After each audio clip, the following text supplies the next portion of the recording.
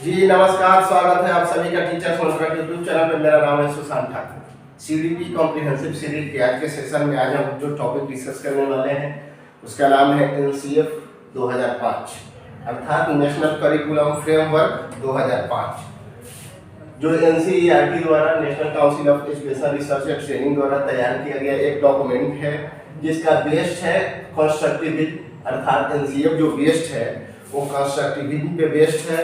और 1993 का एक रिपोर्ट था डॉक्टर यशपाल कमेटी का लर्निंग विदाउट बर्डन, उस पर भी ये आधारित है एनसीएफ 2005। एनसीएफ 2005 अर्थात राष्ट्रीय पाठ्यचर्या की रूपरेखा नेशनल करिकुलम फ्रेमवर्क समय समय पे एक डॉक्यूमेंट है जो ओवरऑल इंडिया के एजुकेशन को गाइड करने के लिए या बेहतर करने के लिए ये समय समय पे over the time of period जो है और समय समय पे इसको लाया गया है ताकि बच्चों को एक बेहतर एजुकेशन दिया जा सके, बच्चों को बेहतर समझा जा सके और उनके नीड के अकॉर्डिंग बेसिकली उनको एजुकेशन प्रोवाइड कराया जा सके। तो एजुकेशन ओवरऑल इंडिया के एजुकेशन सिस्टम को बेहतर करने के लिए समय समय पे ये एनसीएफ लाया जा रहा है।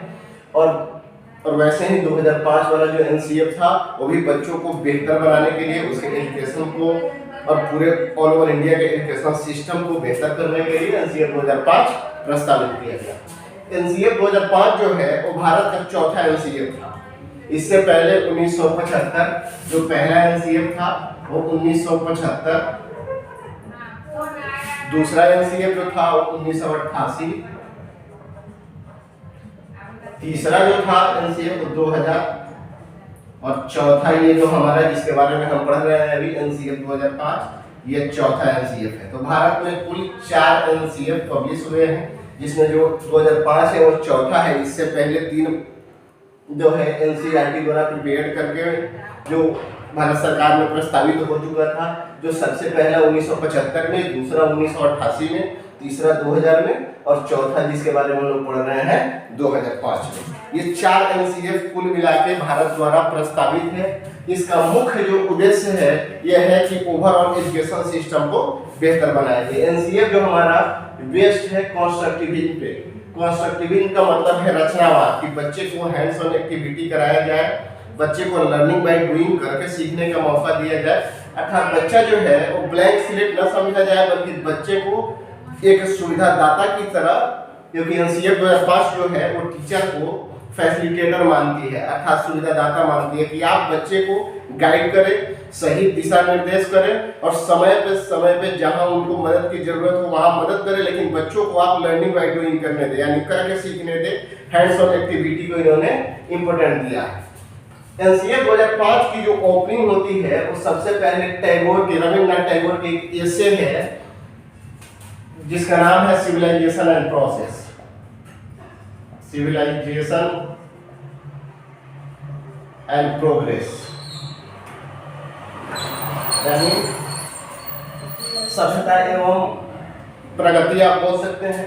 सिविलाइजेशन एंड प्रोग्रेस की ऐसे से रविन्द्रनाथ टैगोर के एनसीएफ की ओपनिंग होती है, या पहला लाइन आप इसको बोल सकते हैं, जिसमें उन्होंने 2 बातों को मुख्य रूप से बताया है। पहला है क्रिएटिव स्पिरिट है अर्थात रचनावाद को इन्होंने प्राथमिकता दी है, यानी बच्चे के जो नेचुरल जो इमोशन है, जो उनके अंदर जो मूल इंस्टिंक्ट है, जो बेसिक उनकी क्वालिटी है, उसको एक्सपोज करने का, उसको निकालने का, करके सीखने का, कुछ रचनात्मक करने का, अपने मौलिक विचारों को प्रस्तुत करने का मौका दिया जाना चाहिए। क्योंकि ये बच्चे के किसी भी चाइल्डहुड के किसी भी बच्चे के बचपन की एक की पॉइंट है, क्रिएटिव स्पिरिट किया जाए, उसको रचनात्मक तरीके से अपने काम को, अपनी बातों को, अपनी खुशी को, हर एक चीज को एक्सप्रेस करने का मौका दिया जाए। और दूसरा है जेनरस जॉय, यानी बच्चे शिक्षा को आनंद के रूप में ले सके, खेल खेल में सीख सके, मस्ती में सीख सके, खुशी से सीख सके।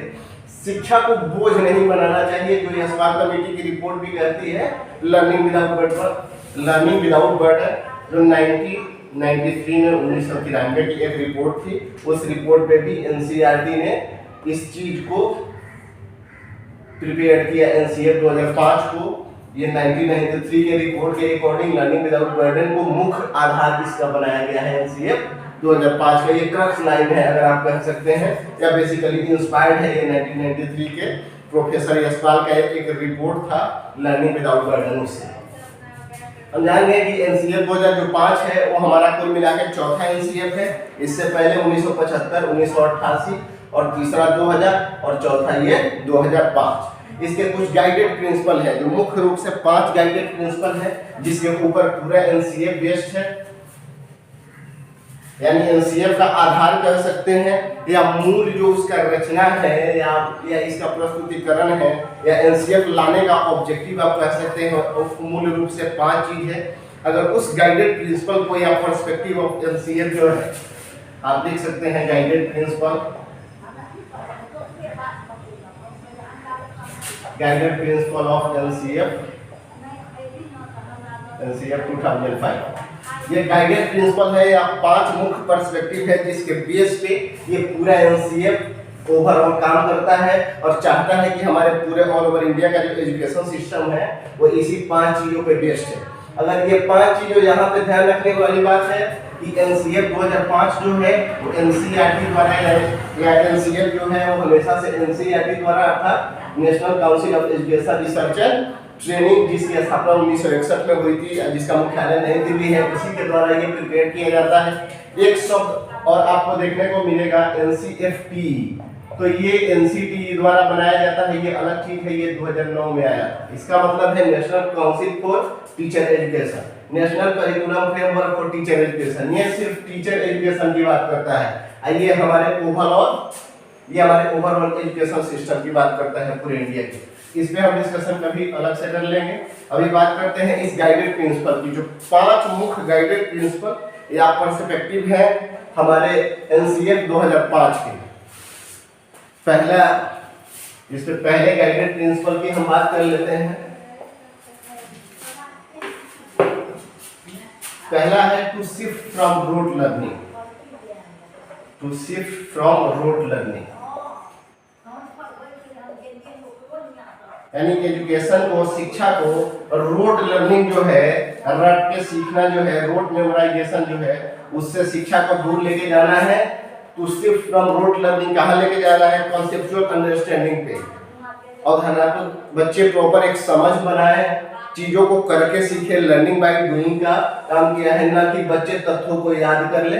उस तरीके की एजुकेशन सिस्टम से अलग हटना है, उसको शिफ्ट करना है, किससे? रोट लर्निंग से शिफ्ट करना है कॉन्सेप्चुअल अंडरस्टैंडिंग पे, तथा लर्निंग बाय डूइंग के, जब बच्चा अपने से हैंड्स ऑन एक्टिविटी करे और रचनात्मक तरीके से, कुछ मौलिक तरीके से नया अपने एक्टिविटी के द्वारा करके कुछ सीखे। ये पहला गाइडेड प्रिंसिपल या पर्सपेक्टिव है एनसीएफ का। दूसरा इसका प्रिंसिपल है या गाइडेड प्रिंसिपल है, दूसरा है connecting knowledge to life outside the school.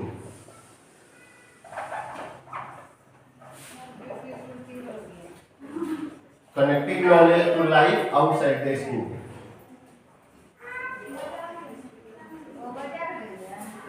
दूसरा गाइडेड प्रिंसिपल या दूसरा जो पर्सपेक्टिव है एनसीएफ 2005 का, वो है connecting knowledge to life outside the school. मतलब है कि जो ज्ञान है, जो स्कूली शिक्षा है या जो स्कूली ज्ञान है, उसको आप रियल लाइफ से कनेक्ट कीजिए, रियल लाइफ से जोड़िए। ऐसा नहीं है कि बच्चा जो है सिर्फ किताबी ज्ञान को समझ पाता है या प्रॉब्लम को समझ पाता है, और जैसे ही उसकी रियल लाइफ कोई प्रॉब्लम आती है तो बच्चा उससे घबरा जाता है या एंजाइटी में चला जाता है।